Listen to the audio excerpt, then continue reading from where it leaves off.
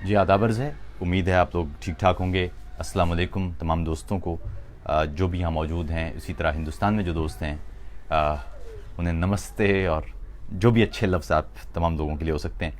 उम्मीद है आप लोग ठीक ठाक होंगे। सबसे पहले तो वो तमाम अफराद जिनका ताल्लुक़ पाकिस्तान से है, उन तमाम को आज़ादी का जश्न मुबारक, और हिंदुस्तान में बसने वाले लोगों को आने वाला दिन, उनकी आज़ादी का दिन है 15 अगस्त, उसकी मुबारकबाद। इस उम्मीद और दुआ के साथ कि जो नफ़रतें हैं उस ख़ित्ते में, वो नफ़रतें ख़त्म होंगी और तमाम लोग बैठ के अपने मसाइल का हल करेंगे। दोनों ममालिक ख़ास तौर पर जो हमारे सियासी मसाइल हैं और जो हमारे इलाक़ाई मसाइल हैं, उनका हल हम बैठ के कर पाएंगे। एक बात मुझे, आज मैं ज़्यादा वक्त नहीं लूँगा, बहुत थोड़ी सी देर के लिए आपसे मुखातिब हूँ, कुछ मसरूफ़ियात हैं। मुझे सिर्फ़ 2-3 चीज़ें कहना है आपसे, और वो ये कि एक तो जो मुतबादिल है उसके लिए मैंने दरख्वास्त की थी। हमारी बहुत अच्छी बहन है नूपुर शर्मा, उनका ताल्लुक़ हिंदुस्तान दिल्ली से है, और उनसे मैंने दरख्वास्त की थी कि वो हमारे मुतबादिल के लिए वीलॉग्स का सिलसिला शुरू करें, और वो कल से वीलॉग्स उनके तवातुर के साथ आप तक पहुंचना शुरू हो जाएंगे। उसकी वजह यह है कि हिंदुस्तान में ऐसे अफराद जो सोचने समझने वाले हैं, मोहब्बत और खुलूस से उनका ताल्लुक़ है, जो इंसानियत से मोहब्बत करते हैं, उन्हें मौका दिया जाए कि वो अपनी बात करें, और इस तरह से हम दोनों ममालिक के दरमियान एक पुल का सा किरदार अदा करें, और जो हमारे दरमियान इख्तलाफात हैं उनको सियासी अंदाज से हल करने की कोशिश करें, और जो तनाज़ात हैं उन पर बात करें। दोनों ममालिक के लोगों को मालूम होना चाहिए मसाइल, और फिर जब मसाइल मालूम होंगे और एक दूसरे का नुक्ता है निगाह मालूम होगा, तो हम बात कर पाएंगे, और फिर उस तरह से मसाइल का हल मुमकिन होगा। इसलिए मैंने दरख्वास्त की थी नूपुर शर्मा से। उम्दा लिखती हैं, उम्दा बोलती हैं, उम्दा उर्दू है, तो वो हमारे साथ मुतबादिल पर उनके वीलॉग्स आप ज़रूर देखिएगा। ख़ास तौर पर जो पाकिस्तान के लोग हैं उन्हें वो ज़रूर देखना चाहिए, ताकि आपके पास वो पॉइंट ऑफ व्यू ज़रूर मौजूद हो जो हिंदुस्तान में सोचने समझने वाले और इंसानियत से मोहब्बत करने वाले लोग रखते हैं। उसी तरह यहाँ हम तो कोशिश करते ही रहते हैं कि ये इश्क और मोहब्बत की बात हो। हम कोशिश करें कि उस ख़ित्ते के लोग एक दूसरे से बात कर सकें, सुन सकें, एक दूसरे के मसाइल समझ सकें, और उस ख़ित्ते में जो खून गिर चुका अब तक, उसको कहीं ना कहीं तो हमें रोकना है। याद रखिएगा, यूरोपीय यूनियन की तो कोशिशें बहुत अरसे से हो रही थीं। जब दूसरी आलमी जंग ख़त्म हुई थी, तो दूसरी आलमी जंग के बाद एक तवील अरसे तक ये कोशिशें जारी थीं, और ख़ास तौर पर यूरोप के तमाम ममालिक एक मुत्तहिद जर्मनी से बेइंतहा खौफज़दा थे। गो के उस वक्त जर्मनी 2 हिस्सों में टूटा हुआ था, मगर जब भी ये ख्यालिया पेश किया जाता था कि जर्मनी के दोनों टूटे हुए हिस्से यानी मशरक़ी और मगरबी जर्मनी फिर से मिल जाएंगे, तो यूरोप में एक ख़ास खौफ पैदा हो जाता था कि यूरोप के मरकज़ में इतना बड़ा मुल्क, जो पहले ही इतनी बड़ी तादाद में इंसानियत का कत्ल कर चुका है, इंसानियत के ख़िलाफ़ कीमियाई हथियार और हयातियाती हथियार इस्तेमाल कर चुका है, जिसने नस्ल परस्ती की बुनियाद पर, नस्ल की बुनियाद पर इंसानों का कत्लेआम किया है, यहूदियों को और दीगर मज़ाहिब से ताल्लुक़ रखने वालों लोगों को बेदरेग कत्ल किया है, जिसकी फ़ौजों ने कीमियाई हथियार इस्तेमाल करते हुए ज़रा भी ख्याल नहीं रखा, और वो जो उसके सामने आता गया उसे वो नीस्तो नाबूद करती गई। तो इसलिए ये बड़ा खौफ था यूरोप में। लेकिन जब जो जर्मन चांसलर थे विली ब्रांट, वो जब गालिबन पोलैंड गए, और वहाँ पर उन्होंने वो जो हलाक होने वाले लोग हैं, या जो नाज़ियों के हाथों मारे जाने वाले लोग थे, उनकी यादगार पे जाके, जब वो, इससे पहले तो रस्म ये थी कि वहाँ जाके सर झुकाया जाता था और अपनी अफसोस का इजहार किया जाता था, मगर वो वहाँ पर पहुँचे तो उन्होंने वहाँ सर झुकाने या अफसोस का इजहार करने से भी आगे बढ़ के अपने आप को दोनों घुटनों पर, यानी घुटनों के बल वो झुक गए। और वो एक ऐसा जेस्चर था, वो एक ऐसा लम्हा था, जिसके बाद ये यूरोपीय यूनियन के लिए एक तो ये रास्ता भी हमवार हो गया, और दूसरी तरफ वो जो यूरोप के लोगों में खौफ था कि मुत्तहिद जर्मनी यूरोप के लिए ख़तरनाक हो सकता है, वो भी ख़त्म हो गया। यानी बात यह है कि जब आप माजी हमारे इंसानों की, याद रखिएगा कि इंसानों की तारीख़ में कोई भी कौम ऐसी नहीं है जो अपने माजी को सामने रखे और उसे वहाँ पर बेशुमार गलतियाँ और बेशुमार कोताहियाँ, बल्कि इंसानियत का कत्ल तक दिखाई ना दे। लेकिन दुनिया भर में ऐसा ही होता है कि जो भी कौमें अपनी اپنے ماضی میں بے شمار کوتاہیوں، بے شمار غلطیوں، بے شمار انسانیت سوز مظالم تک کی حد تک جو اقدامات کرتی رہی ہیں، لیکن اس کے باوجود آخر میں آپ کو بیٹھنا پڑتا ہے، آپ کو ان غلطیوں کا ادراک کرنا پڑتا ہے، انہیں تسلیم کرنا پڑتا ہے اور کوشش کرنا پڑتی ہے کہ ان غلطیوں کو ختم کر کے یا ان غلطیوں کو تسلیم کرتے ہوئے وہ غلطیاں دوبارہ نہ دہرانے کا عزم ظاہر کیا جائے، اور پھر وہ تمام لوگ جو ان غلطیوں سے متاثر ہوئے ہیں ان سے کم از کم دل کی گہرائیوں سے افسوس کا اظہار ضرور کیا جائے۔ تو میرے خیال میں ہندوستان اور پاکستان کے درمیان بہت سارے جو تنازعات ہیں وہ مل بیٹھ کر ہی حل ہونے والے ہیں۔ مثال کے طور پر آپ جو ہمارے دونوں طرف ایک بیانیہ ہے کہ شاید کوئی ایک ملک جا کے دوسرے ملک کو قبضے میں کر لے گا، یہ ممکن نہیں ہے۔ اب یہ دنیا بہت آگے نکل چکی ہے۔ اب ہماری جو مقابلے ہیں وہ تعلیم، صحت اور اقتصادیات کے شعبے میں تو ہو سکتے ہیں، لیکن اب یہ دونوں ممالک یہ بھول جائیں کہ کوئی ملک دوسرے ملک پہ جا کے قبضہ کر لے گا۔ دوسری بات یہ ہے کہ یہ جو اب مفادات کے دور ہیں، ایسے مفادات کے دور میں ایک ملک کے مفادات دوسرے ملک سے بے انتہا جڑے ہوتے ہیں، اقتصادی مفادات خاص طور پر۔ تو ایسے میں یہ ممکن نہیں ہے کہ ہم اقتصادیات پر توجہ نہ دیں یا تعلیم اور ہنر پہ توجہ نہ دیں یا صحت پہ توجہ نہ دیں، اور ہم مسلز دکھاتے رہیں ایک دوسرے کو، یا بازو دکھاتے رہیں، یا یہ دکھاتے رہیں کہ ہمارا سینہ کتنا چوڑا ہے۔ یہ اس سے کام نہیں بنے گا۔ یاد رکھیے گا، آج پاکستان میں آپ نے دیکھا کہ نئی پارلیمان کا اجلاس ہوا، جس میں جو مختلف جو سیاسی رہنما ہیں یا سیاسی پارٹیاں ہیں انہوں نے، اور جو پارلیمان کے رکن ہیں انہوں نے آج حلف اٹھایا۔ لیکن اس موقع پر آپ نے ایک خوبصورت منظر دیکھا ہوگا، وہ یہ کہ سیاسی میدان میں اور انتخابی مہم میں جو سیاسی رہنما ایک دوسرے کو گالیاں تک دے رہے تھے، عمران خان صاحب نون لیگ کے بارے میں کہہ رہے تھے اور پیپلز پارٹی فلاں کے بارے میں کہہ رہی تھی، اور نون لیگ عمران خان کو گالیاں دے رہے تھے یا برا بھلا کہہ رہے تھے، وہ سب اس جگہ پر اکٹھے تھے۔ اس وقت وہاں پر عمران خان آصف زرداری کے ساتھ بھی ہاتھ ملا رہے تھے، بلاول بھٹو زرداری کے ساتھ بھی ہاتھ ملا رہے تھے، شہباز شریف کے ساتھ بھی ہاتھ ملا رہے تھے۔ یہ ہے کور، یعنی آپ کے اختلافات، سیاسی اختلافات جتنے بھی ہو جائیں، آپ نے آخر میں بیٹھنا اسی چھت کے نیچے ہوتا ہے۔ اس لیے بہتر ہوتا ہے کہ آپ گھٹیا زبان کا استعمال نہ کریں، ایک دوسرے کو گالیاں نہ دیں، کیونکہ جب آپ ہاتھ ملائیں گے تو پھر آپ کو شرمندگی نہیں ہوگی۔ آپ اصول پر رہیں، اصول کی بات کریں، لیکن ایک دوسرے کے لیے نازیبا کلمات کا استعمال کرنا اور پورے معاشرے میں زہر گھولنا نفرت کا، یہ کسی صورت کوئی مناسب راستہ نہیں ہے۔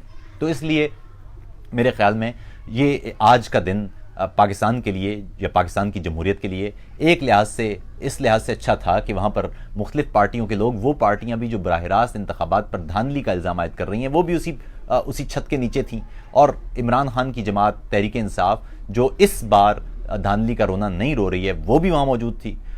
پچھلی دفعہ بھی ایسے ہی تھا کہ جب وہ 2013 کے انتخابات کے بعد ایک طرف کچھ جماعتوں کی جانب سے دھاندلی کا الزام بھی سامنے آیا تھا، لیکن سب اس پارلیمنٹ کے نیچے تھے، اسی پارلیمان کے چھت کے نیچے تھے، اور انہیں پہلے اجلاس میں وہ سب بیٹھ کے بات کر رہے تھے۔ لیکن پھر بدقسمتی سے وہ پارلیمان میں سے جو تحریک انصاف ہے وہ غائب رہی ایک عرصے تک، اور بہت سارے مسائل وہ جو سڑکوں پر ہم نے دھرنے دیکھے، اگر وہ پارلیمان کے اندر ہوتے اور پارلیمان کے اندر وہ چیزیں طے ہوتی تو میرے خیال میں وہ زیادہ مناسب ہوتا۔ اور اسی طرح میں اب یہ کہوں گا کہ دھاندلی کے الزامات اپنی جگہ، جو بہت ساری جماعتیں ان کے تحفظات اپنی جگہ، اور وہ تحفظات یقین کیجئے، احتجاج بھی کیجئے، لیکن کوشش کیجئے کہ یہ معاملات پارلیمانی انداز سے حل ہوں۔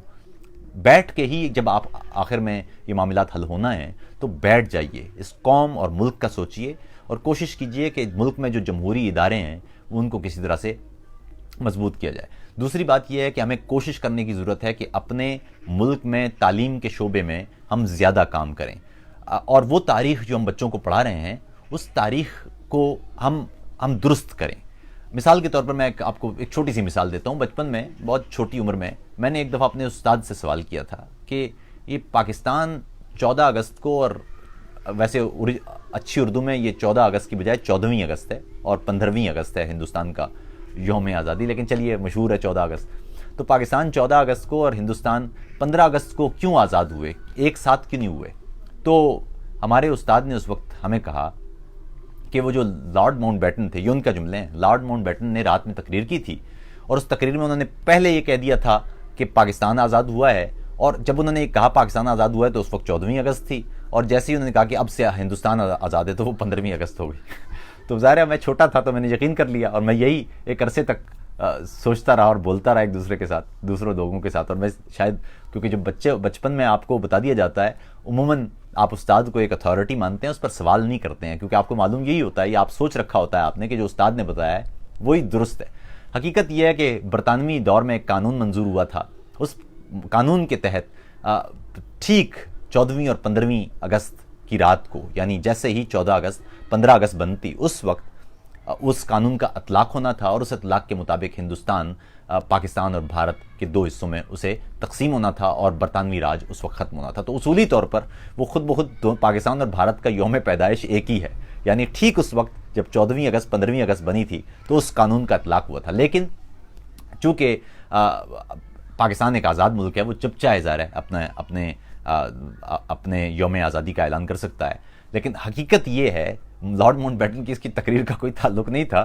مسئلہ یہ ہے کہ وہ ہمیں کم سے کم ٹھیک تو بتائیں بچوں کو. ہم 14ویں اگست کو ہی منانا چاہتے ہیں، بالکل ٹھیک ہے، اچھی بات ہے. جو جناح ہے غالباً انہوں نے گورنر جنرل کا حلف 14ویں اگست کو ہی اٹھایا تھا، تو 14ویں اگست بالکل ٹھیک ہے.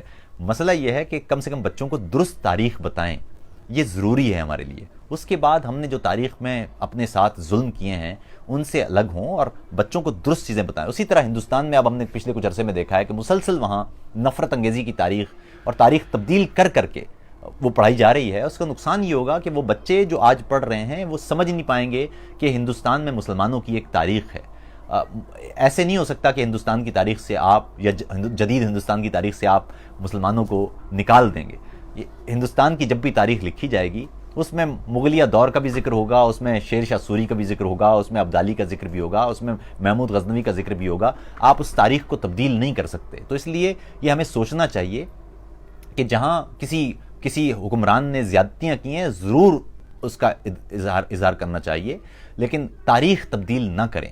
کیونکہ تاریخ جب آپ تبدیل کرتے ہیں یا تاریخ کو مسخ کرتے ہیں تو پھر تاریخ آپ کو مسخ کرنے لگ جاتی ہے، اور وہ بہت ہی خوفناک ہوتا ہے. کہتے ہیں کہ وقت میں اور استاد میں تمام چیزیں ایک جیسی ہیں، لیکن فرق یہ ہے کہ استاد پہلے سبق سکھاتا ہے اور پھر امتحان لیتا ہے، اور وقت پہلے امتحان لیتا ہے اور پھر امتحان لے کے ایک سبق سکھاتا ہے، اور جو وہ سبق سکھاتا ہے وہ پھر یاد رہتا ہے. لیکن وہ یاد نہ رکھا جائے تو آپ وہی غلطی دوبارہ کرتے ہیں، اور پھر وقت آپ کو دوبارہ سے اس سے زیادہ خوفناک سبق سکھاتا ہے. اس لیے ہندوستان اور پاکستان کے لوگوں کو ایک بات سمجھ میں آ جانا چاہیے، اور وہ یہ کہ اب 71 برس گزر گئے اس پورے خطے کو. ہم جب تک اپنے معمولی قسم کے وہ معاملات جن کو ہم حل کر سکتے ہیں، میرے خیال میں ہندوستان اور پاکستان میں لوگ بہت پڑھے لکھے لوگ ہیں، بہت سمجھدار لوگ ہیں، وہ بیٹھیں اور ان معاملات کو سیاسی انداز سے حل کریں. اور یہ جو اس کشیدگی کی وجہ سے ہم ایک بھاری سرمایہ خرچ کر رہے ہیں عسکری طاقت جمع کرنے پر، اس کی بجائے یہ سرمایہ پھر اس علاقے میں بسنے والے جو لوگ ہیں، انسان ہیں، ان پر خرچ ہونا چاہیے. یہ ضروری ہے. ہندوستان میں کئی ایسے علاقے ہیں جہاں پر بچے اسکول نہیں جا پا رہے ہیں. ایک بہت بڑی تعداد میں بچوں کی ایسے بچے ہیں جو جبری مشقت پر مجبور ہیں. اسی طرح آپ پاکستان میں دیکھیں تو یہاں ہمارے یہاں جو تعلیم ہے یا جو اسکول تک رسائی ہے وہ انتہائی محدود ہے. اس لیے میرے خیال میں یہ ضروری ہے کہ اس وقت ہم دونوں قومیں، پاکستان اور ہندوستان، ہم یہ طے کریں کہ ہمیں اپنے بچوں کے مستقبل کو کس طرح سے محفوظ کرنا ہے. دوسری طرف جو ماحولیاتی تبدیلیاں ہیں وہ اس خطے کو تباہ کرنے والی ہیں. ہندوستان میں پینے کا پانی رفتہ رفتہ ختم ہوتا جا رہا ہے. پاکستان میں ہمارے کھیت بھی بنجر اور ویران ہوتے جا رہے ہیں.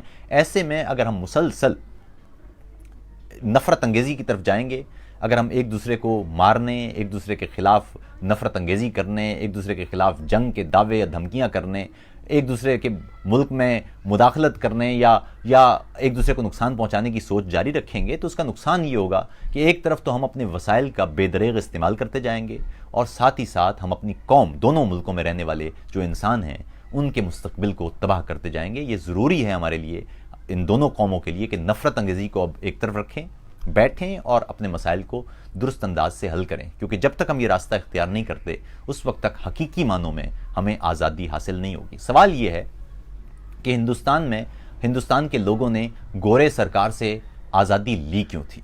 جواب یہ ہے کہ ہم نے آزادی اس لیے لی تھی کیونکہ گورے سرکار کے دور میں ہمیں معلوم تھا کہ وہ قانون بناتے ہیں جو ہم سے پوچھے بغیر اس میں ہماری ول نہیں ہوتی. ہماری زمین پر برطانیہ میں بنا ہوا قانون لاگو کر دیا جاتا ہے. ہم سوال کرتے ہیں تو ہمیں غدار کہہ کے ہمیں سزا دی جاتی ہے, پھانسیاں دی جاتی ہیں. ہم بولتے ہیں تو ہماری زبانیں کھینچ لی جاتی ہیں. ہمیں رنگ کی بنیاد پر یا نسل کی بنیاد پر تفریق کا نشانہ بنایا جاتا ہے. ہمیں ہمارے ہی ملک میں ہمارے ہی وسائل چھین کر ہمیں غریب رکھا جاتا ہے. ہمیں مناسب انداز سے تعلیم نہیں دی جاتی ہے. ہم سے ہمارے ریسورسز چھینے جاتے ہیں اور ہم کچھ نہیں کر سکتے ہیں. ہم آواز اٹھاتے ہیں تو ہماری آوازیں دبا دی جاتی ہیں. یہ وہ مسائل تھے جن کی وجہ سے اس علاقے میں آزادی کی تحریک شروع ہوئی تھی.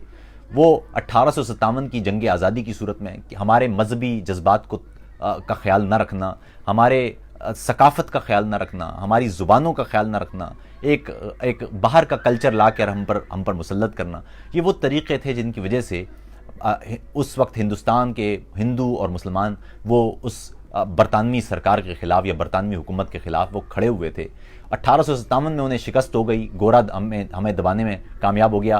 گو کہ گورے کی فوج میں ہمارے ہی لوگ شامل تھے جو اس وقت گورے کے ساتھ تھے اور وہ ہمیں کاٹ پیٹ رہے تھے. وہ تو گورے تو تھوڑے تھے. خیر, تو کرتے کرتے ہندوستان کی تاریخ میں 100 سال لگے ہمیں اس غلامی سے آزادی تک پہنچنے میں. لیکن سوال یہ ہے کہ آج اس آزادی کو بھی 71 برس ہو چکے ہیں. 71 برس بعد کیا ہم دونوں ممالک کے لوگ یہ سوال کریں خود سے کہ کیا آج ہم پر مسلط ہونے والے حکمران یا آج جمہوریت کے نام پر ہم پر حکومت کرنے والے لوگ کیا وہی پالیسیاں بنا رہے ہیں جو دونوں ملکوں کے عوام کی خواہشوں کے مطابق ہیں یا ان کے مستقبل کو محفوظ کرنے سے متعلق ہیں؟ ہمارے ہاں مشہور ہو گیا ہے اور یہ بلکہ دنیا بھر میں ایک ٹرینڈ چل پڑا ہے کہ عوام میں مقبول بیانیے ہوں, ان کا کوئی فائدہ ہو یا نہ ہو, ان کو استعمال کیا جائے. مثال کے طور پر فرانس میں برقعے پر پابندی کا فیصلہ کیا گیا.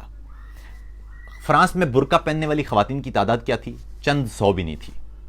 فرانس ایک بڑا ملک ہے, لیکن یہ برقعے پر پابندی کا جو فیصلہ تھا اس کے سیاسی فوائد تھے. اس سے کیونکہ نفرت بہت آسانی سے بک جاتی ہے. کسی بھی قوم کے خلاف, کسی بھی خاص طور پر اقلیت کے خلاف جب آپ نفرت کا استعمال کرتے ہیں تو وہ بہت آسانی سے بک جاتی ہے. وہ عوام میں جو اکثریت ہوتی ہے اس میں نعرے بازی کے لیے استعمال ہو جاتی ہے. سوئٹزرلینڈ میں اسی طرح مساجد کے میناروں پر پابندی. سوئٹزرلینڈ میں مسلمانوں کی تعداد کیا ہے اور وہ مساجد کتنی ہوں گی اور ان مساجد کے مینار کتنے ہوں گے؟ وہ گنتی کی مساجد تھیں, گنتی کے مینار تھے, گنتی کے مسلمان وہاں رہتے ہیں, لیکن وہاں پر ریفرنڈم کرا کے ان مسلمانوں کی مساجد پر پابندی عائد کر دی گئی, میناروں پر. اسی طرح ہندوستان پاکستان میں بھی ہم جو عوامیت پسند یا پاپولر نیریٹیوز ہوتے ہیں ان کا ہم استعمال دیکھتے ہیں.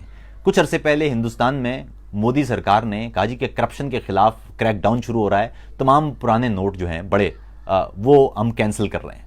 سوال یہ ہے, وہ بڑا ہر طرف وہ بی جے پی کے لوگوں نے بڑا شور مچایا کہ جی اب کرپشن جو ہے وہ ختم ہو رہی ہے اور کرپشن کے خلاف زبردست قسم کا ہم نے کریک ڈاؤن شروع کر دیا ہے اور اب غیر قانونی ساری دولت واپس آ جائے گی اور فلاں ہو جائے گا اور فلاں ہو جائے گا.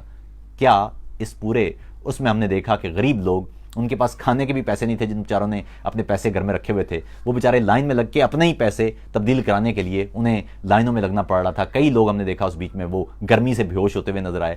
سوال یہ ہے کہ کیا بھارت میں اس کے بعد کرپشن ختم ہو گئی؟ جواب یہ ہے کہ نہیں ہوئی. اسی طرح پاکستان میں بھی آپ کو اسی انداز کے کرپشن کا خاتمہ ہو جائے گا اور ہم نے وہ فلاں کو پکڑ لیا ہے اور اب ہم نے ایک آدمی کو جو ہے وہ سزا دیں گے اور اب فلاں ہو جائے گا. جب تک ادارے نہیں بنیں گے, جب تک ہم اپنا کلچر تبدیل نہیں کریں گے, جب تک ہم اپنے بچوں کو تعلیم دیتے ہوئے اس بات کا خیال نہیں رکھیں گے کہ ہم اپنے ملک اور اپنی مٹی کے ساتھ محب وطن رہیں گے, اپنے ملک اور مٹی کے ساتھ محبت کا جذبہ رکھیں گے, اور جب تک ہم اپنے لوگوں کو یہ سمجھانے کی کوشش نہیں کریں گے کہ جب تک ہم اپنے آس پاس کے انسانوں کا خیال نہیں رکھیں گے یہ علاقہ بھی ترقی نہیں کرے گا اور ہم بھی ذاتی طور پر بھی ہم ترقی نہیں کر پائیں گے. جو ہمارے ارب پتی لوگ ہیں جب وہ ملک سے باہر جاتے ہیں, یقین کیجئے ان کی کوئی زیادہ ویلیو نہیں ہوتی. امیجن کیجئے کہ آپ کا ایک وزیر اعظم ہے, وہ ارب پتی ہے اور وہ کسی میرکل کے ساتھ یا کسی برطانوی وزیر اعظم ٹیریزا مے کے ساتھ یا فرانس کے صدر امانوئل میکراں کے ساتھ کھڑا ہے. امانوئل میکراں جب وہ دونوں کھڑے ہوں گے تو وہ سوچ رہا ہوگا, جو ہمارا وزیر اعظم ہے وہ سوچ رہا ہوگا کہ اس بندے کے پاس تو پیسے کوئی نہیں ہے, میرے پاس ہیں پیسے زیادہ, یا اس خاتون کے پاس, میرکل کے پاس یا ٹیریزا مے کے پاس کیا تنخواہ سے تو چل رہی ہوگی ہے, میرے پاس تو اربوں روپے ہیں. اور وہ اس وقت یہ سوچ رہے ہوں گے کہ یہ کیسا آدمی ہے, اس کے پاس تو اربوں روپے ہیں لیکن اس کے بچے اسکول نہیں جا سکتے. پاکستان کا شمار اب ان ملکوں میں ہوتا ہے جہاں پر سب سے زیادہ پر کیپٹا, سب سے زیادہ جو آبادی کے لحاظ سے تناسب ہے بچوں کو اسکول نہ جانے کا, ان بڑے ملکوں میں پاکستان شامل ہے. تو اگر ہم یہ ادارے بنائے بغیر, یہ عوامیت پسند نعرے لگا کے کہ جی ہم فلاں کر دیں گے اور ہم یوں کر دیں گے, یہ سارے نعرے ہیں.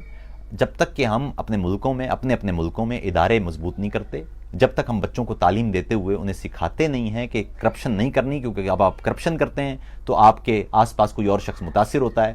جب آپ کی جیب میں بے انتہا پیسے آتے ہیں تو وہ سمجھ لیجئے کہ وہ پیسے کسی اور کی جیب سے آتے ہیں.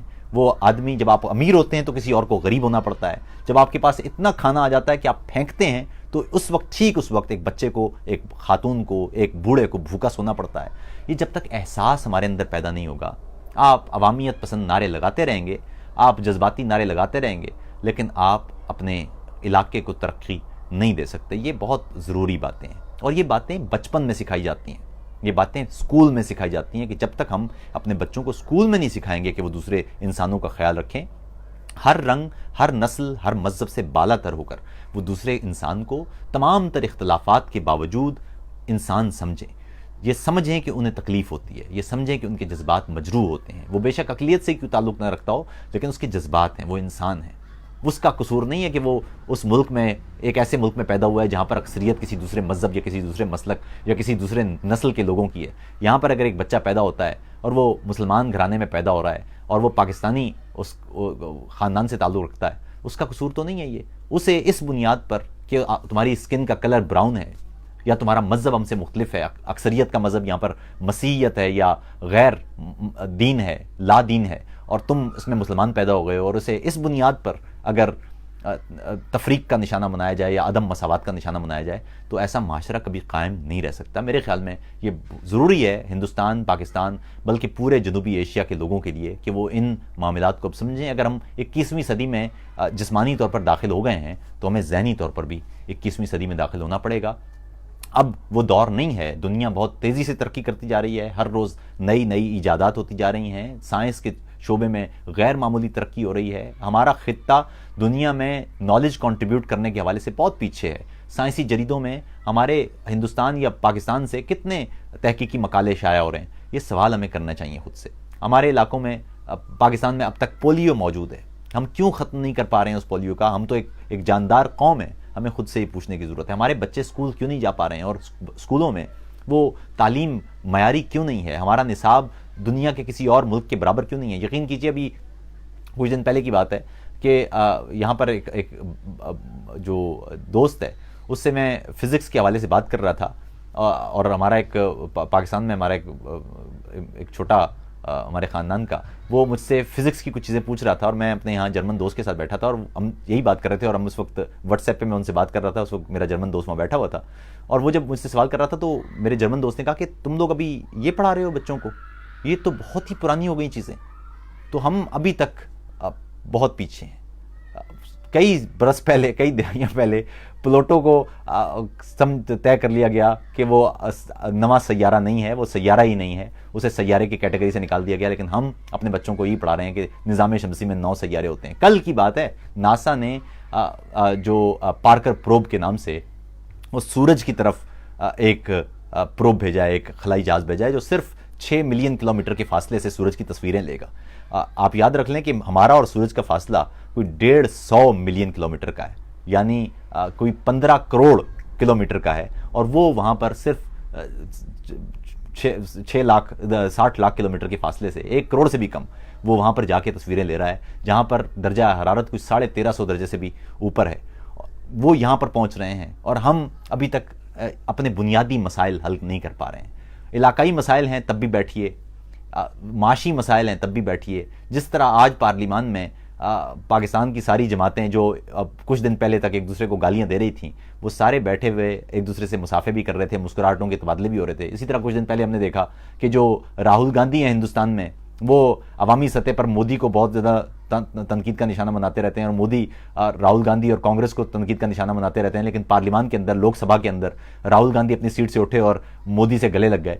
تو یہ اگر آپ نے بعد میں اسی طرح گلے ہی لگنا ہوتا ہے, اگر بعد میں آپ نے ایک دوسرے کے ساتھ مصافحے ہی کرنے ہوتے ہیں, ہاتھ ہی ملانے ہوتے ہیں, تو صاحب بہتر یہ ہے کہ وہ مسائل پھر ٹیبل پر حل کیے جائیں. اپنے مسائل کا جب تک ہم بطور ملک سمجھیں گے نہیں کہ ہم ہمسایہ ممالک ہیں, ہمیں اپنے مسائل بیٹھ کے حل کرنا ہے, اس وقت تک یہ جو عوامیت پسند مظاہرے ہیں یا بیانی ہیں وہ ہمیں سننے کو ملتے رہیں گے.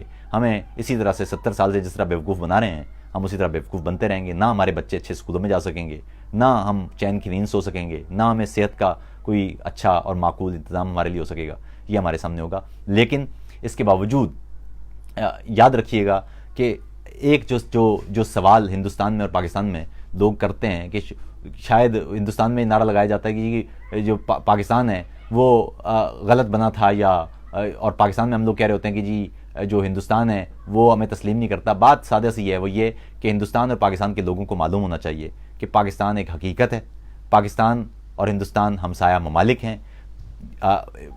غالباً ایک فرانسیسی صدر نے کہا تھا جب یورپی یونین بن رہی تھی کہ جب ممالک کے درمیان لکیریں لگ جاتی ہیں تو پھر وہ لکیریں ختم نہیں ہوتی, وہ جغرافیہ ہمیشہ کے لیے قائم ہوتا ہے, وہ رہتا ہے, لیکن ہم ان لکیروں کو irrelevant کر سکتے ہیں.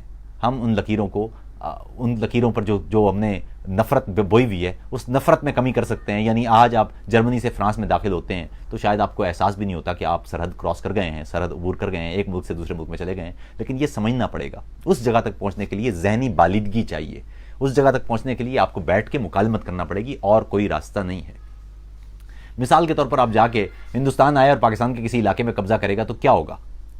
دنیا پوری اسے شدید تنقید کا نشانہ بنائے گی. یا پاکستان ہندوستان کے کسی علاقے پر قبضہ کرے تو کیا ہوگا؟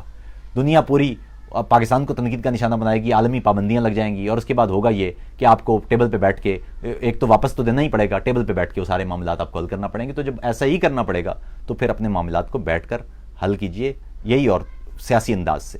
جب کوریا, شمالی کوریا اور جنوبی کوریا, کچھ عرصے پہلے تک شمالی کوریا جنوبی کوریا پر اور امریکہ پر ایٹم بم پھینکنے کی دھمکیاں دے رہا تھا, اور جون میں ٹرمپ اور کم جونگ ان کی ملاقات ہوتی ہے اور سارے معاملات طے ہو جاتے ہیں, اور اپریل میں کم جونگ ان اور مون ان کی ملاقات ہوتی ہے اور ساری معاملات حل ہونا شروع ہو جاتے ہیں, اور وہ دوبارہ اگلے مہینے دوبارہ ملنے والے ہیں. تو جب ملنا ہی ہے, گفتگو ہی کرنا ہے, تو میرے خیال میں ہمیں بیٹھ کے ہی بات کرنا پڑے گی. کچھ دوست ہیں جو کشمیر کے حوالے سے بات کر رہے ہیں. دیکھیے کشمیر کے حوالے سے میں بہت دفعہ بات کر چکا ہوں. پاکستان اور ہندوستان کو یہ سمجھنا چاہیے کہ کشمیر کا خطہ وہ پاکستان کو پورا دے دیں تب بھی, ہندوستان کو پورا دے دیں تب بھی وہ معاملہ حل نہیں ہو سکتا. کشمیر کا خطہ وہ صرف اس وقت وہ معاملہ حل ہو سکتا ہے جب اس خطے کا فیصلہ کشمیر کے عوام خود کریں. وہ اپنے مستقبل کا جب فیصلہ کریں گے تو پھر وہ معاملہ ہمیشہ کے لیے درست انداز سے حل ہوگا. فرض کیجئے پاکستان سارا کشمیر ہندوستان کے حوالے کر دے, یا ہندوستان سارا کشمیر پاکستان کے حوالے کر دے, تو بھی کیا وہاں جو کشمیری ہیں اگر ان سے پوچھے بغیر یہ فیصلہ ہوتا ہے تو کیا وہ تسلیم کر لیں گے؟ اور اگر تسلیم نہیں کریں گے تو اگر وہ سارا خطہ ہندوستان کے پاس ہوگا تو تب بھی شورش جاری رہے گی, اور اگر سارا خطہ پاکستان کے پاس سے رہے گا تب بھی وہ شورش جاری رہے گی, وہاں خون گرتا رہے گا. اگر آپ نے خون ریزی ختم کرنا ہے تو اس کا مناسب اور سیاسی طریقہ یہ ہے کہ کشمیر کے لوگ اپنی قسمت کا فیصلہ, اپنے مستقبل کا فیصلہ خود کریں. یہ میرے خیال میں ایک بڑا اصولی موقف ہے, اس پر دونوں ملکوں کو بیٹھ کے سوچنا چاہیے. باقی آپ پاکستان کے تمام لوگوں کو جشن آزادی مبارک, ہندوستان کے تمام لوگوں کو ایڈوانس میں جشن آزادی مبارک. امید ہے کہ ہم نے 71 سال میں جو نفرتیں بوئی ہیں وہ اب ہم آہستہ آہستہ ان کو خاتمہ کریں گے, اور اب سے ہم بیٹھ کے مکالمت اور سیاسی انداز سے معاملات کو حل کرنے کا راستہ اختیار کریں گے. کسی کا کوئی پیغام ہو تو وہ ضرور پہنچا دے. میری نظم ہے وہ آج میں ضرور آپ تک پہنچانا چاہتا ہوں, جو اس سے پہلے بھی میں پڑھ چکا ہوں. اس کا نام ہے ہندو لہو مسلم لہو. چلو کہ ہم تم لہو بدل لیں, لہو کے سارے نصاب بدلیں, حساب بدلیں, کتاب بدلیں. چلو کہ ہم تم لہو بدل لیں.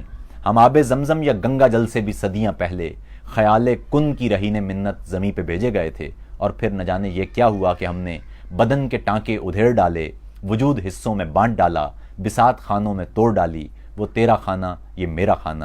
وہ ایک بدن جو خیال کن کی رہی نے منت جنا گیا تھا, وہ ایک بدن جو کہ پہلے ہم تھا, وہ اب کہ میں اور تم بچا ہے. اے جانے جانا تم ہی بتاؤ ہمیں یہ تسلیم کس لیے ہے, وجود حصوں میں کیوں بٹا ہے, یہ ساری تقسیم کس لیے ہے, یہ سارے موسم کی سرخیوں میں لہو کی بوندوں کی باس کیوں ہے, فضا یہ ساری اداس کیوں ہے, یہ راستہ بدحواس کیوں ہے, یہ ایشور اور خدا کی خود ساختہ سی جنگ ستم گری میں لہو ہمارا جو بہ رہا ہے, تو خون چکیدہ یہ سارا موسم سنو کہ کیا ہم سے کہہ رہا ہے.